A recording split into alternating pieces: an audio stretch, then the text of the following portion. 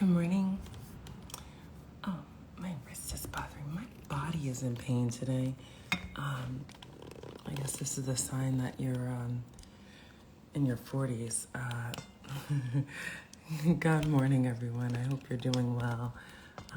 Hope you all had a lovely weekend. I have a new stand, so I'm just trying to figure out how to maneuver it. So give me a moment. Oh, there we go, I think. Good morning. Chauncey Burton, what's up? Good morning, sunshine. It's been 100 years since I have seen your name. It's so good to see you, and so excited to get my week started with all of you. And it looks like I'm reading with one of my faves, and also have one of my loves, and one of our loves, our committed and faithful resident tribe. Help us to breathe. Aicha will be coming in as well. Good morning. I hope you all had a wonderful, wonderful weekend. I'm in a little pain. Good morning, Aicha. I'm going to bring you right in. What's up, Kevin Powell, my dear? Can't wait for us to connect at some point and just hear how life is and all of the things. I'm going to bring Aicha in immediately. Good morning, Mindy. I feel like I haven't seen your name in a minute. I pray that you are well. Aicha, I'm going to go live with you. No, that's not what I meant to do. Okay, hold on. I hit the wrong. Happy Monday. I will go into all the things that are happening with me. Good morning. Good morning, lovely. Good afternoon, good evening, wherever you are in the world. As we know, this tribe is like expanding worldwide. There's global people, there's people whose nighttime it is, people who are first up in the morning, people who, like me, we're like lunchtime. I love it. It's so good. No, it's so, I'm so grateful, actually. What's interesting that you say that. One of my brothers and friends who is, I actually need to connect you guys. His name is Manoj. He is an Aussie brother who has a meditation. I know exactly who you're talking about. Do you know him? Incredible. We haven't met in person, but yeah. I'm going to connect you guys. So when you just said global, what's so funny is that I've been corresponding, and Shakura and I have been corresponding with Manoj and his team because he's joining very soon. And then there is someone else. Good morning, Keisha. Good morning, Marsha. And so Manoj is, Aussie. Yeah. And he's planning to join very soon. And I had this moment where I was like, oh my goodness, like it really is about to go global, because Manoj's, circles there. You're there in the UK. We have so many friends and tribe members from the UK. And I love how, despite the miles, the spirit and the energy of our lights, our forces, and who we are, they traverse the land. We have our African sisters and brothers in here. It's incredible. Yeah. We're just connecting, coming together, and taking a moment. And I think that's really about just being able to take a little moment and giving yourself that time on the day. Okay, where am I at? Yeah. What do I want? How can I serve? Yeah. Questions, to ask yourself daily. How are you doing? How's your spirit? Really good. It seems like it. It seems like there's like this effervescent energy and this light, and it seems like something is really coming forth in you right now. I feel it. I feel that. I feel like it's like everything is really just feeling like it's moving and coming together, and I feel quite relaxed. So even though there's a lot of stuff, I'm not doing the overwhelmed thing, which, to be honest, the start of last week, I was kind of letting the things come on top of me, and I'm like, whoa, no, hey, that's not how we do. And that's the thing, I think having these tools and having these skills to be able to have awareness and see when things are going on, and then to choose, to decide, to pivot, to pull in, to give myself what I need. That's the game changer. That's definitely the game changer over, like the Aicha of 4 years ago, 5 years ago, most definitely, you know, not having that choice. It was just like, you know, living in that overwhelm, even though it was all kind of seeming, Yeah. but you just had it all on you. Now it's like, Yeah. oh no, I can see it coming. Okay, I'm gonna do my things and then just live in the flow of it. That's just You want to know what's so powerful about what you said, and I just want to say there before we go into our breath work. Welcome everyone. Happy Monday, blessed Monday to you. God morning to you. Good morning to you. Grand rising to you. All those things, no matter where you are, whether or not you're rising in the afternoon in the UK or even later in the evening in Africa. What you just said about that incredible choice that we have. This power of choice is so important in terms of how we process everything around us. Things are going to happen around us no matter what. Circumstances are going to come and try and trip us up and hem us up. And really, it comes down to your choice on how you react to it, yeah. and whether you now allow that circumstance to overwhelm you, to guide you, to reset you, to help you to reestablish a tone. And so I think that's a wonderful word and lesson just as we start the breathing here on this Monday. I say, and this can be what we're going to breathe on today. I say that you have 0% control over anything that's happening around you, but you have 100% control of how you experience it. So Mm. that's what we're gonna think about as we breathe. The fact that even when it feels totally like you're out of control, you have the control. You have the control to experience things as best as you can, and to just feel as good as you can. You can choose that bit. So there's like having the control over you, and then also on top of that, of course, then surrendering, right? You know, Be reminded in that. I that think actually we're not in control, so that's okay. You know, that's okay, but in that moment, how you react.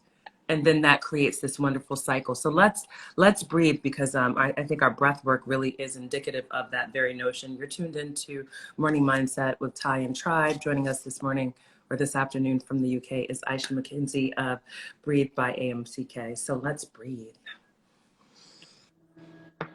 so rubbing your hands together. Rub your hands together to feel the heat. And when you feel that heat, know it is your energy. You can control it and use it whenever you need to. Slow it down, bring your hands into a prayer. Bring your prayer up to your fingertips, lightly touch the space just in between your eyebrows. Close your eyes. Take a deep inhale. And an easy exhale. Twice more. Inhale, filling up your belly.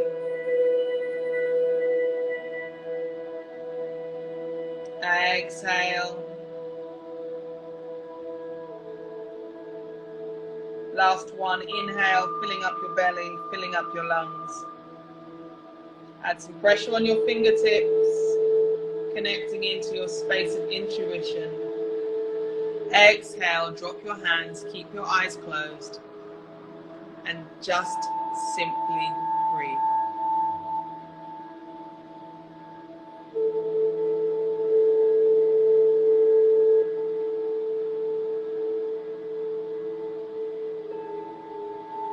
Just taking a moment to inhale and exhale, becoming aware of your breath. Nothing to do, nowhere to be, just right here. Taking a moment to connect with your breath and connect to yourself.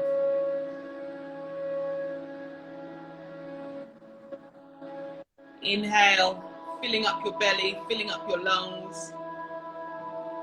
Exhale, let it go. Inhale, filling up your belly, filling up your lungs, all the way to the top. Exhale. it go. 2 more big deep breaths like that. Inhale, filling up your belly, filling up your lungs. Have that breath travel all the way up to that space of intuition just between your eyebrows. Exhale, let it go. Inhale, filling up your belly, filling up your lungs, circling your heart space. Exhale, let it go. Just allowing your breath to come in and out really easily, not trying to force anything.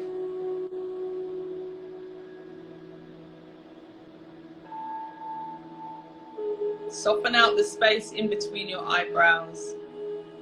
Unclench your jaw, add a little tiny gap in between your teeth. Let your tongue rest gently on the roof of your mouth. Next exhale, drop your shoulders away from your ears.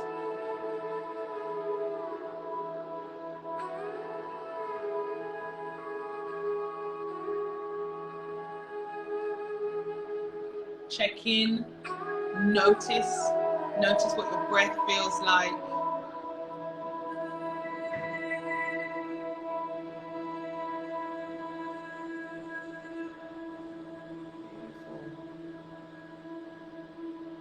Last inhale, filling up your belly, filling up your lungs, circling your heart space, breath going all the way up to that space of intuition. And as you exhale, let go of anything that you don't need for this week. Exhale, exhale, exhale, exhale, exhale. Remembering that you are totally in control of how you experience anything that happens. Just in the same way that you're in control of your breath. And your breath can really help making you feel calm, grounded, stress-free, and in your flow. So slowly, gently, when you're ready, flutter your eyes open and welcome back. Oh, guys, that's 5 minutes. Check in. How do you feel? How do you Oh my feel? gosh. You know, I think we talk about this all the time, but I just feel like we take our breath for granted.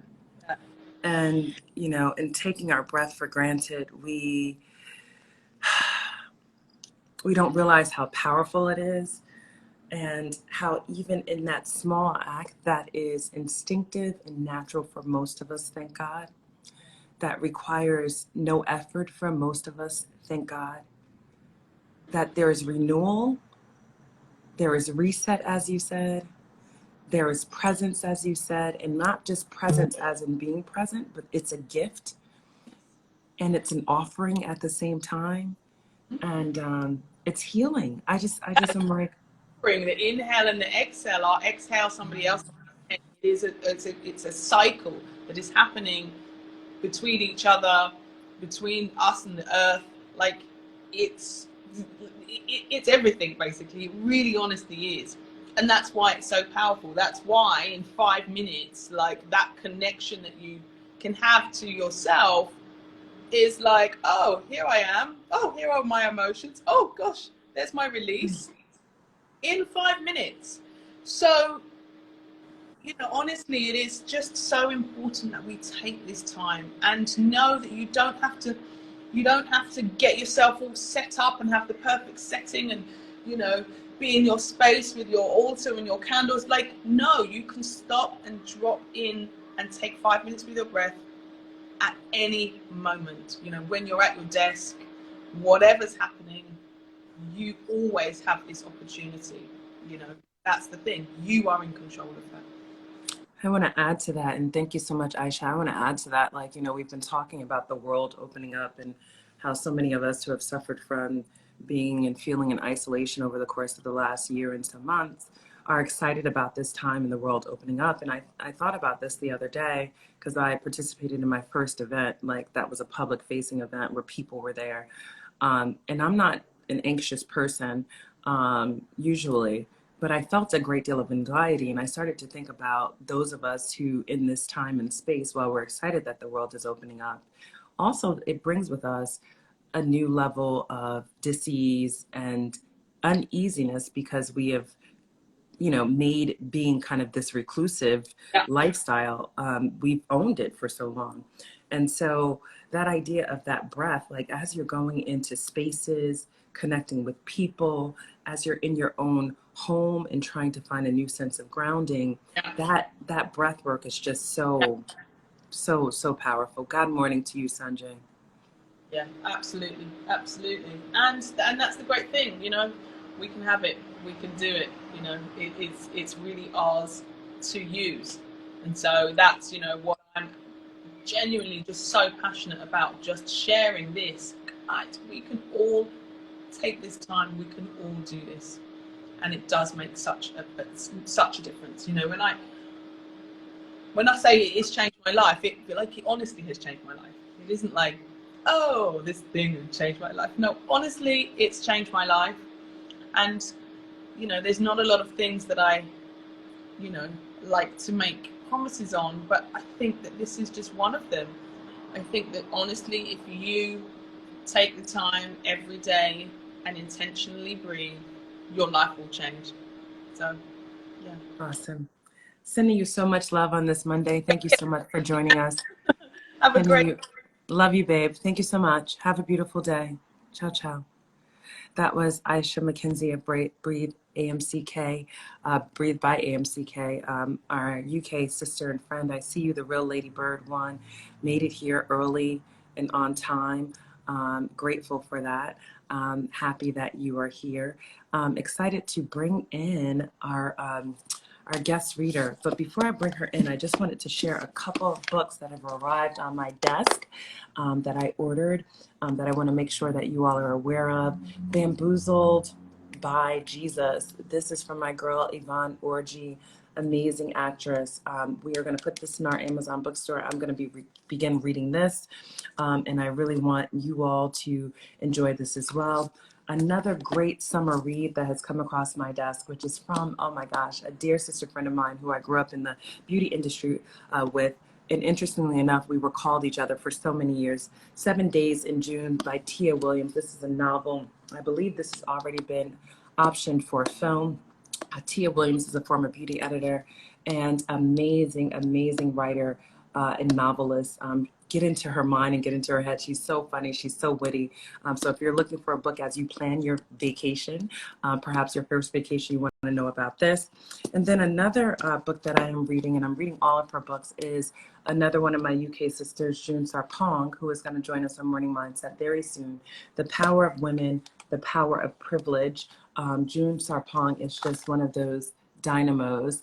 My UK sister, who we have been friends for many years. I want you to get these books. These books will be in my Amazon Essentials, so that way you know what the opportunities are. I think I already talked to you all about this book as well, from Tarana Burke and Brené Brown.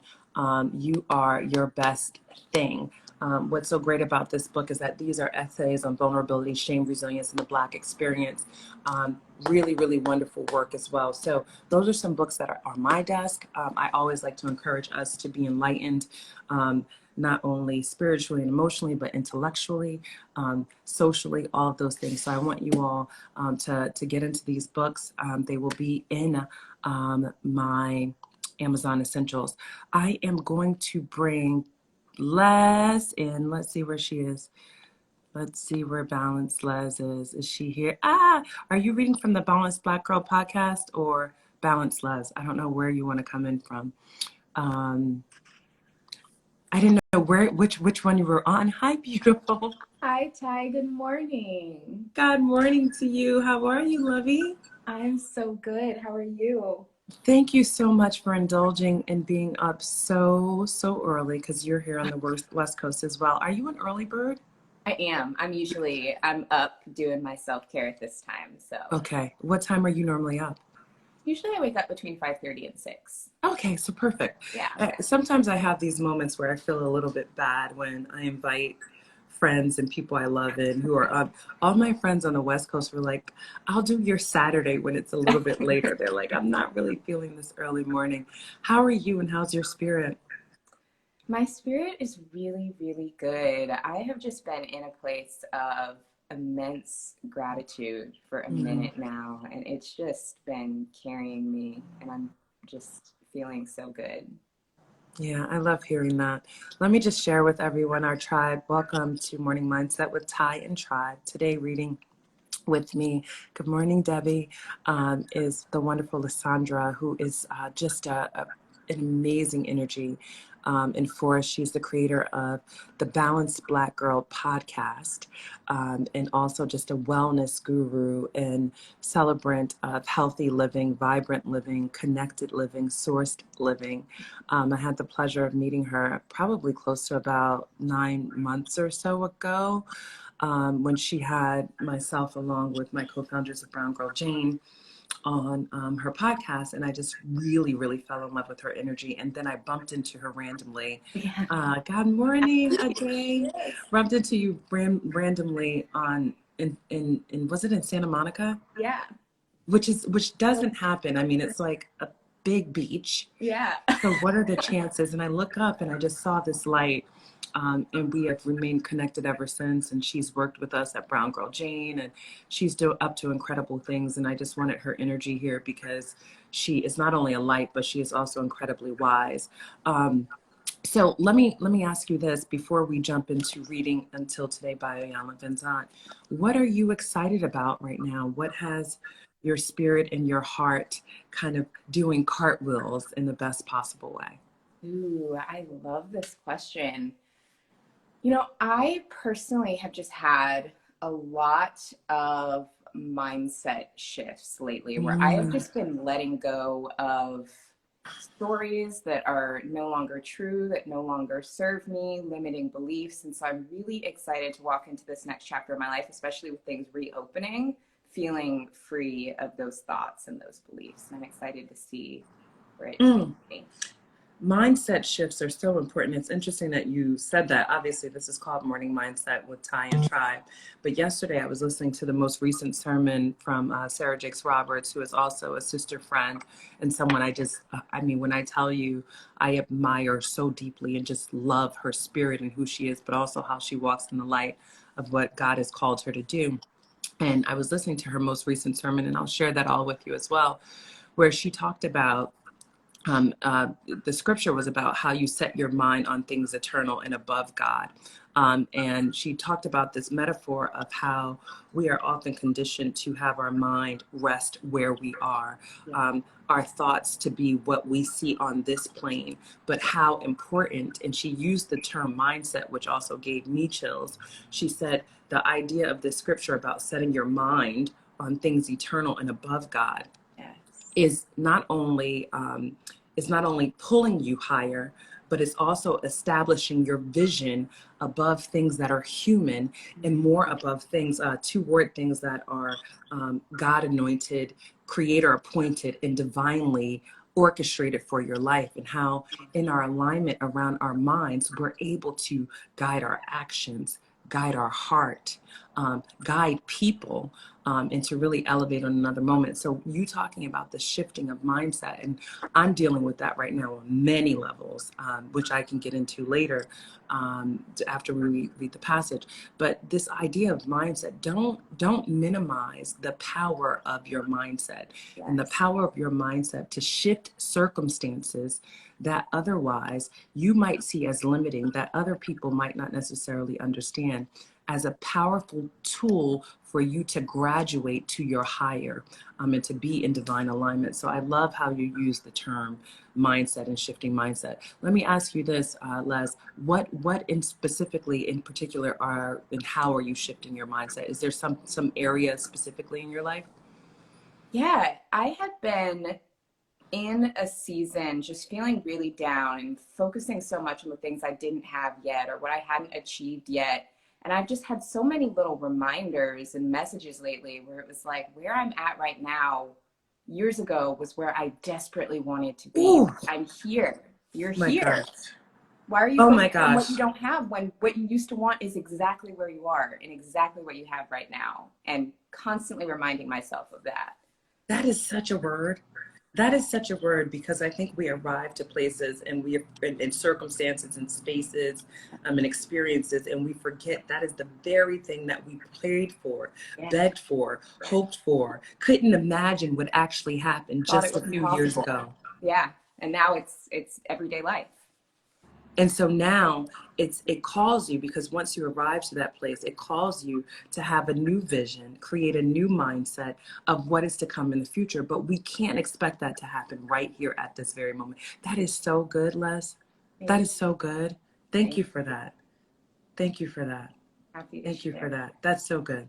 Okay, so here's what we do on Morning Mindset with Ty. Thanks, Les, for joining. We read from Until Today. Yes. And we take this and we, you know, figure what insight we can glean from it, how we can grow from it, how we can elevate from it, both in our spirits and in our everyday words. Today is June 7th. Yes. I'm looking at the calendar, so I actually know the date, because Les, I normally don't know anything about a date. I'm like, I don't know. Every day feels like Groundhog Day to me in many ways. So do you want to start reading or do you want me to start? Sure, I'm happy to start. Okay, perfect. I am now willing to forgive myself for believing there is something wrong with being wrong about some things. I'm like, this is already so good. Are you afraid of doing things the way that you won't do anything? Are you so afraid of doing things that you won't do anything at all?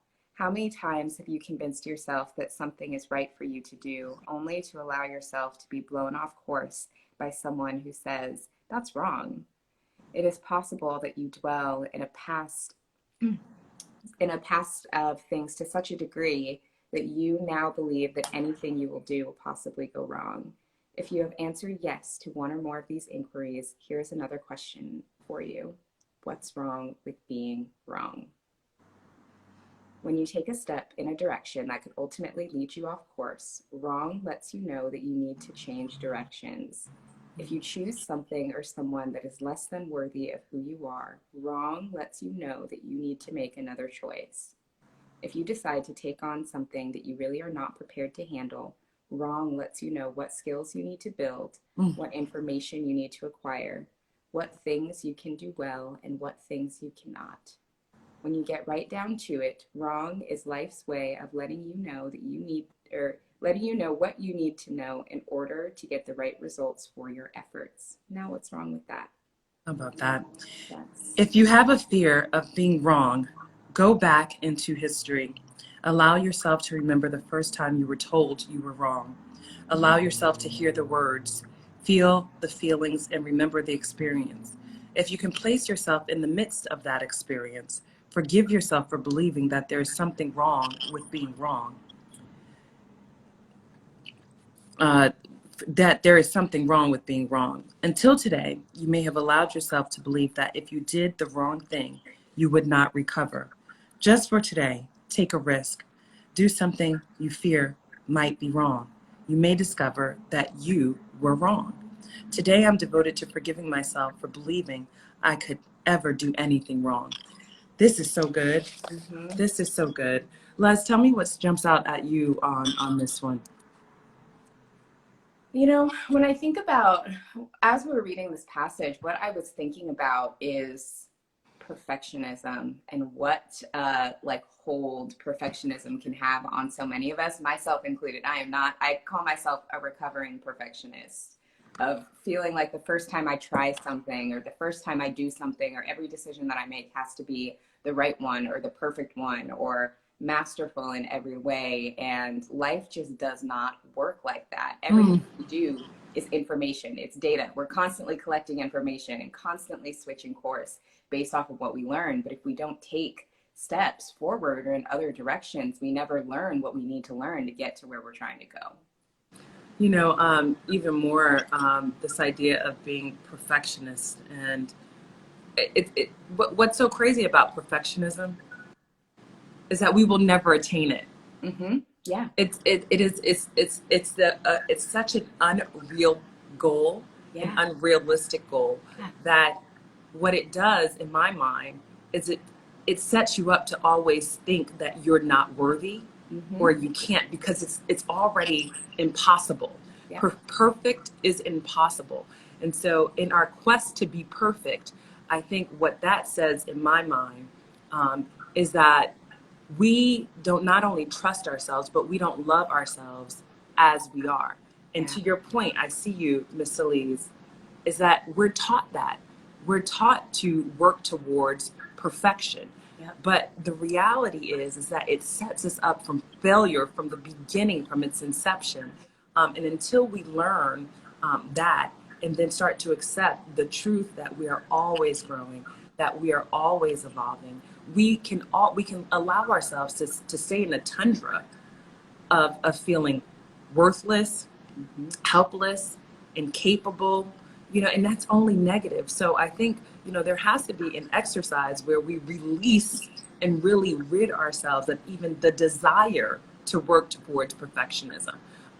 That's something that just came out to me from what you said. But, I'm learning right now, and I'm doing a lot of work around being wrong. And I don't know if I have a fear of being wrong as much as it is me feeling frustrated when I am wrong. And what I love about this text and this devotion that Ayanla shares is like, if we don't experience wrong, we will never grow. If you don't experience wrong, you will never adapt, understand, take on, adjust, and really get a lesson. And so the reality is that in our quest to do everything right and to be perfect, and in our unwillingness to be wrong, we are forfeiting growth. Don't forfeit growth. Exactly. Don't forfeit growth. Is there a specific area in your life, Les, where you have really fought the idea of being wrong? Ooh, yeah, in a lot of ways. I mean, for me, and a lesson that I'm really learning right now is the importance of asking for help, that I don't know all the answers and I don't know how to do everything. And being either willing to try things where I don't know the answer, or being willing to ask other people, hey, I'm kind of stuck here. Like, what do you think? Has been a really more challenging than it should be, but something that I'm continuously learning and working towards, for sure. Yeah. And how are you breaking out of that? Is that just like a kind of like shifting your mindset and psyching yourself out and saying, people want to help me? Or are you saying, in order for me to advance, really, I need to lean on people? Like, what is kind of like the mindset approach there for you? Yeah. Honestly, I've been finding small ways to ask for help and small ways to just receive support, so that hopefully that can compound. If I ask for help with something super small, because my concern is always like, I don't want to bug people, I don't want to inconvenience people. I'm like, okay, if I ask for help in a super small way, or just for little things, it's almost like an exercise where you're strengthening a muscle. Like, I'm strengthening my ask for help muscle. I love that. Starting small. I love that. We reference that here a lot, like just the exercision of, not the exercision, but exercising your muscle and practicing at least once or twice in a small way so that you can get there. And I love what you said, Lisa, that asking for help is a superpower. It's an incredible strength. And what's so interesting, I would imagine the people that we look to the most, who have had the most impact, not only on their own lives, but on the lives of others, ask for help, because you need community, you need tribe in order to have full expansion. You know what I mean? Like, impact and growth and elevation is not something that is like so linear. It's expansive. And so if we're talking about expansive, all of the help, all of the source can't reside within you. It has to be communal. It has to be elevated from a communal place. It has to create a swell. And a swell is something that goes like this. A swell isn't something that goes like this. This is something very different. A swell is like this. And we talk about these vibration often.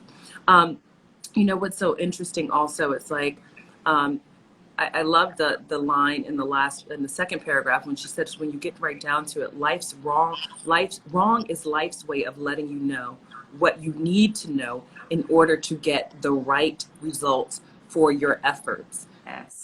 So, you know, when things are wrong, that's an indicator that you need to exercise another muscle in order to be better and to be more right. And so I think, you know, if we approach the idea of wrong, even just with a different mindset, if we shift our mindset that those wrong doings, those wrong actions, those wrong, and I'm saying wrong, because what she's ultimately saying is it's not wrong anyway, no matter how you skin it. But in these wrong moments, that helps us to, again, expand and gain new understanding and wisdom about how we make better and more right decisions and have those experiences. I love that. So then in that case, nothing is wrong. Nothing is wrong. Yeah. Exactly. Nothing is wrong. Do you use the word wrong a lot in your vernacular? And that's the other thing. It's so interesting because we use the word wrong is probably a word that everyone uses every single day. And I'm just thinking, like, even just that programming. For sure. I probably do and don't realize it. Or I can think that there are probably seasons of my life where I probably have used it a lot that I'm thinking about now and didn't realize it. And one of my favorite sentences in this passage was the first one where she said, "Are you so afraid of doing things wrong that you won't do anything at all?" Being paralyzed. Yes, because that, I can think of so many times in my life where I felt that way, or so many people I know who are brilliant and just have all this amazing potential to just do beautiful things that are so stuck and frozen for fear of being wrong, and thinking about all the ways that we're depriving ourselves and one another of that communal experience and beautiful gifts because we're so afraid of being wrong. Yeah. Don't be paralyzed by the thought of doing wrong, that you do nothing at all. Yeah. I think with that, we're in the season of writing love letters to ourselves. I believe we are in day 11, if I'm correct. And so as you're writing love letters to yourself, and as we're healing and growing, I dare us to be challenged today to not use the word wrong at all. Yeah. When you are in conversation today with yourself or with someone else about, I'm sorry, I got that wrong. That was wrong. I made the wrong turn. The mindset shift is to say it happened and I'm learning for this, because that's in essence what we're doing. What we're doing is creating a new definition and a new qualification for what the term wrong is, because wrong is only a viewpoint. Yeah. Exactly. So if you view it as wrong, yeah, then you're condemned in that. If we flip on the other side of not viewing it as wrong, but viewing it as a new opportunity to grow, a new way to expand, then we wouldn't see it as wrong. We would have a different level of acceptance. We would have a different level of peace. We would have a different level of appreciation, and also thereby shifting not only how we experience that experience, but what we extract from that experience. So it, like, just for today, if we can, remove the word wrong from your vernacular today. And also, if you want to be super badass, remove the word right from your vernacular today too. Mm-hmm. Because the truth is that if we create a right, then our mind is conditioned to think wrong, unless we're talking about our left and our right. Yes. So remove the word wrong from your vernacular today. And in that consciousness, when you are inclined to use the word right or wrong, think about the power of that experience and that lesson to teach you, no matter what you extract from it. Are you up for the challenge? I am so up for it. Okay, this is going to be hard. I know it's going to be hard for me, because I even when driving, I made the wrong turn, or I didn't mean to do that. Yeah. But that is even better. Like, I didn't mean or intend to do something. that triggers a thought in your mind. So what did you intend to do? Right? So it's a different level of consciousness and a different mindset. That's so good. I'm excited about that. Me too. Great. Is there anything else you want to add, Les? Honestly, I feel like this was exactly what I needed going into a new week. Just really, that reminder to have grace with ourselves is so important. It's everything I needed. Yeah. Yeah, I love that. And Sally, I see what you said. It's all about decisions and consequences versus right and wrong. I love that. And dare I even take that a step further, decisions and learnings and opportunities for learnings, because there are consequences, but consequences are only consequences if you think that they're going to be detrimental to you. Yeah. It doesn't have to be detrimental. It could actually be right setting. There I go using the word, or wrong setting. There I go using the word, but it could be right setting. But I love what you shared there. This is really good. So today we're going to abolish the word wrong and the word right from, unless we're talking about the left. And I love what you said. Consequences can be good. Absolutely. I think you're absolutely right, Sally. There is. But it does, consequences don't have to be detrimental. Exactly. I received that fully. Grace for ourselves is so impactful. Thank you so much, Les. This is amazing. Thank you, Ty. I feel like this is just exactly how I needed to start the week.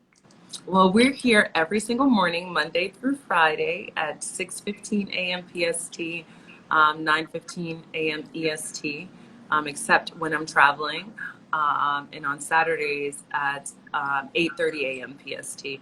So super grateful that you said yes. Thank you for bringing your heart, your spirit, your energy, your wisdom, your poise, and your grace here. We're grateful. Everyone, please follow both Balanced Les and also tune into her podcast, Balanced Black Girl, the Balanced Black Girl podcast. You can follow them both. Follow her in her on her IG, and you can see the link to all of the other amazing work that she does. I am truly grateful for you. Love your spirit, love your energy, love seeing your light, and thank you. Well, I'm so grateful for you, Ty, and for the way that you share with your community, even creating this space and this opportunity for us all to work on our mindset and show ourselves grace together. So thank you so much.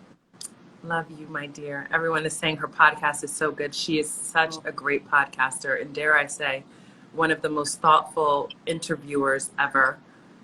So please subscribe. We have quite a few podcasters here in this space, and we always just want to create expansion of community and tribe. So also realize that this is not a space of competition. This is not a space of comparison.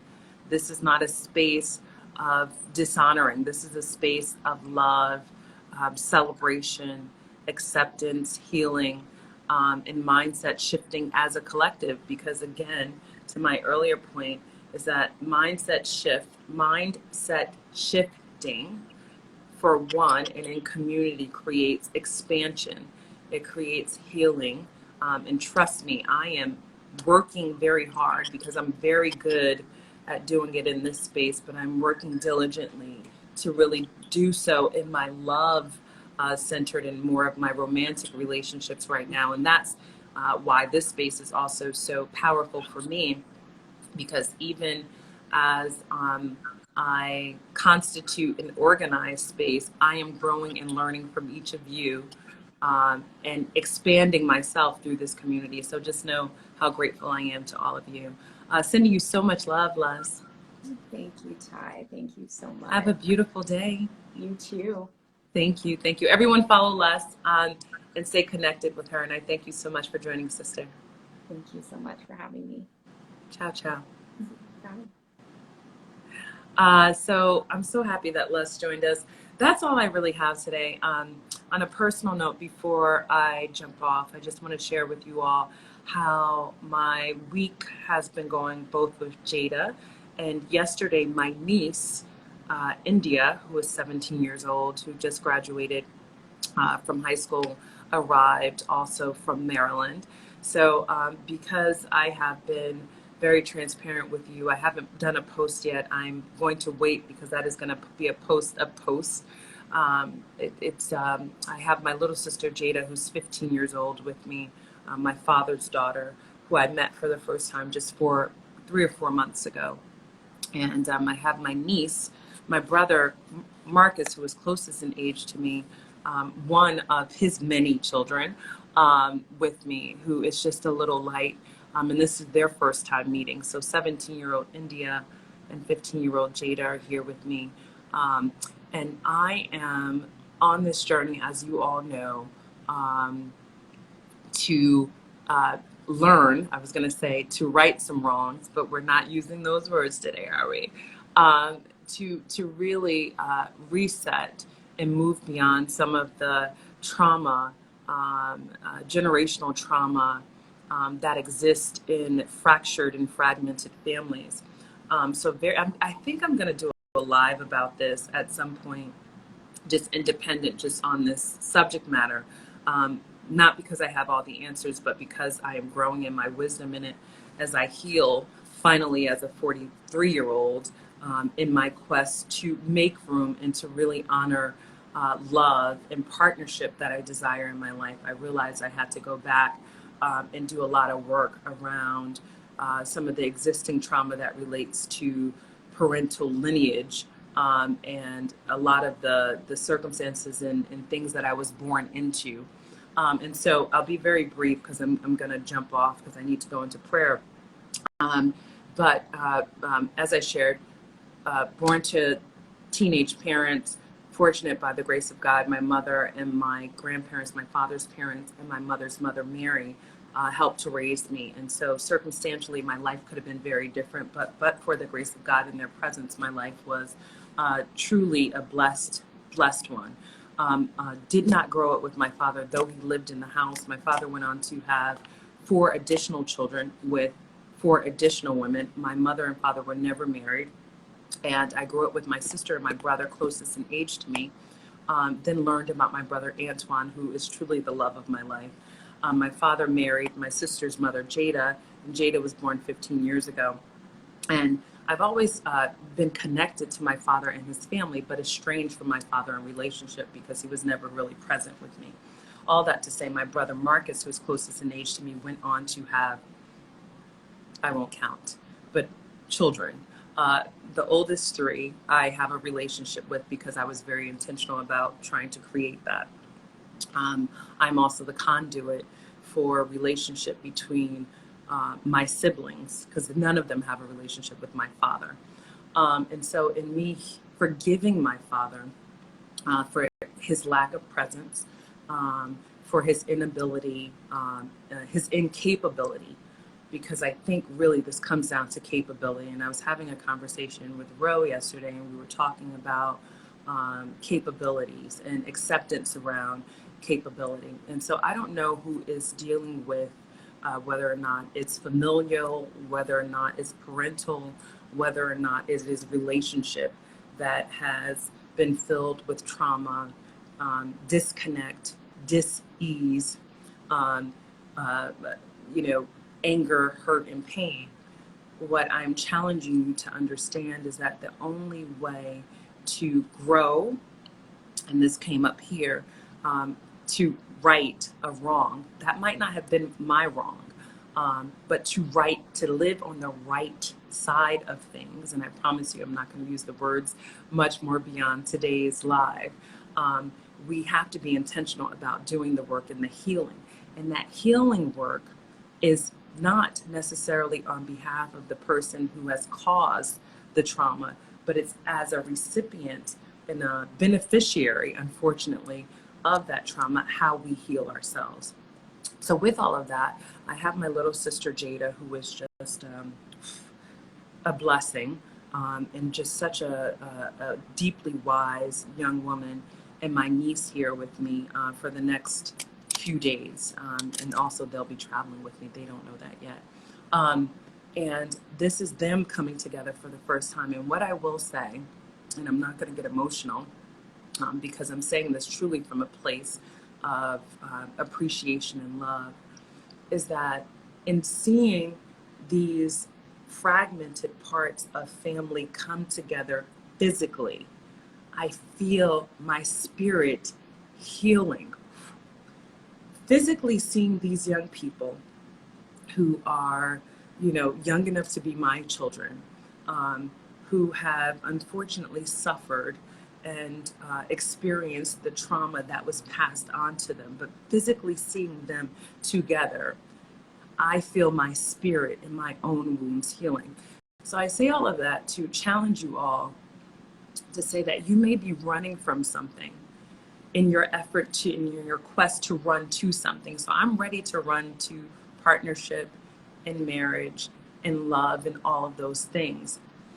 But I'm running away from something. Know that you can't run away from something to run to something. You might have to run back to the source of the sore. You might have to run back to the source of the soreness, the trauma, in order to heal that before you can run forward. And that's my lesson right now. And I didn't realize why I was feeling so called. One, I met Jada once. I met her mother twice. And her mother has been amazing and gracious and generous enough to understand this power of this necessary forging of a relationship to send her out here. I've only spent time with India like 4 times in her life. Her mother too saw that. And I am being so intentional about healing the soreness and going to the source of the soreness in order to move forward. Now, in this, I am dealing with so much emotion.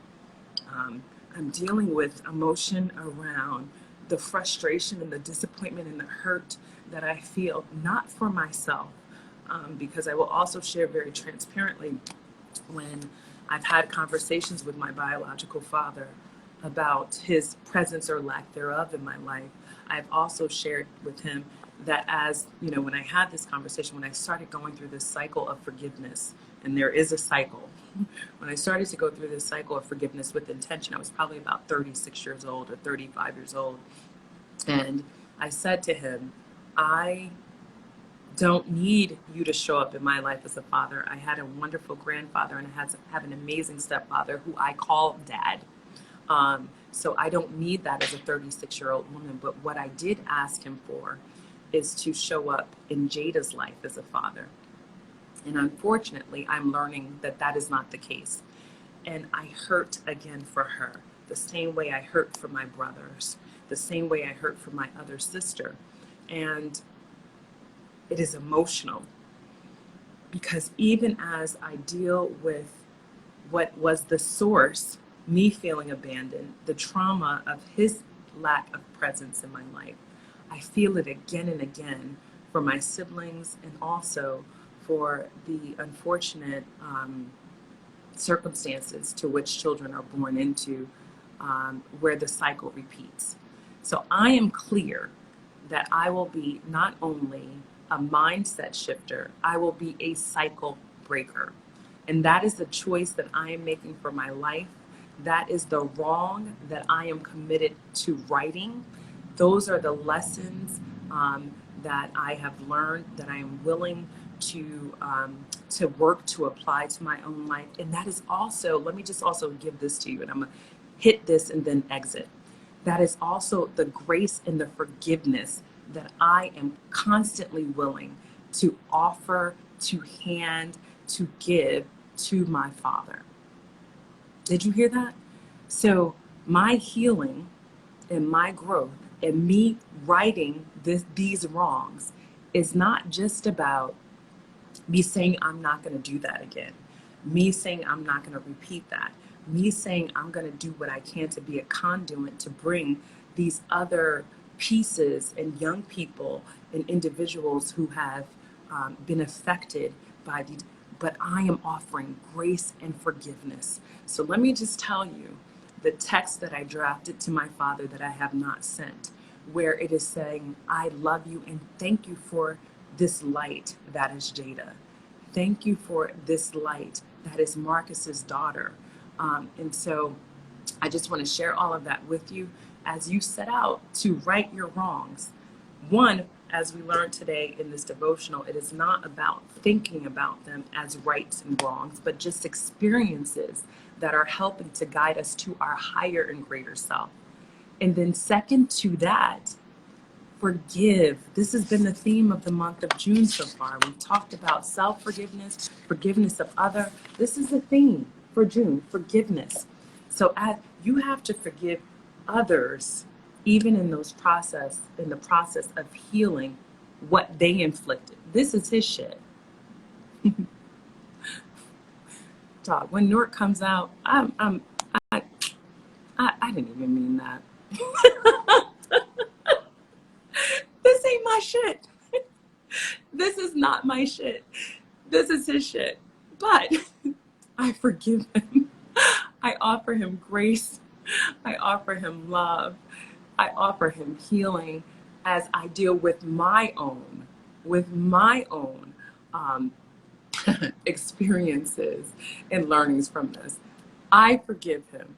And so as we right wrongs that were either ours or not, forgive yourself, forgive others, walk with grace, walk with compassion, walk with understanding, walk with humility, and also with the opportunity to not only right the wrongs, but to reinstitute, break cycles, to reorganize, to realign, and to really be called to our higher selves and our greater selves. So that's all I have today. I'm sending you all so much love. We are not using the word right or wrong after this live because none of it is wrong. None of it is wrong. Let us challenge what is right and what is wrong, because what is not wrong is Jada and India. They are not wrong. They are 1,000% meant, ordained. This experience that I've experienced in my growth and in my healing, I am promising myself I will not be an old maid for the rest of my life. I am promising myself I will be able to show up in relationship and heal from the wounds of abandonment and disappointment. It wasn't wrong. It wasn't wrong. It wasn't right. It just was. And it is an opportunity to learn and grow. So sending you guys so much love on this Tuesday. Maybe India and Jada will make an appearance at some point. I'm always hypersensitive, just so you all know why I haven't posted extensively about them. Well, India just got here last night. But the reason why I haven't posted extensively about them is because I try and honor their space for them to be called to be who they want to be. Most of my family, not because I'm ashamed in any way, but I like for them to have their own space and their own choosing for what they desire for their lives and how transparent they choose to be in their own time, especially since they're young people. So you will hear my story about this, and I'd be happy to answer any questions about this. And maybe, Shakura, we should schedule a live at some point when I've done a little bit more work and digging. We got it.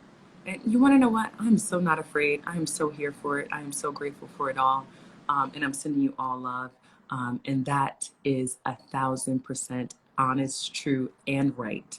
I love you all. I will see you all tomorrow morning at 6:15 a.m. PST. Have a beautiful, blessed day. And thank you so much for joining us here on Morning Mindset. Sending you love, healing, joy, abundance, growth, acceptance, learning. And even as we heal and pick up other people's poop. No. Damn. I'm just kidding. I'm here for it. Challenge yourselves today. Write your love letters to yourself today. I love you back. I'm Jay Renee. Sending you all so much love. I'll see you all tomorrow. Have a beautiful day. Ciao, ciao.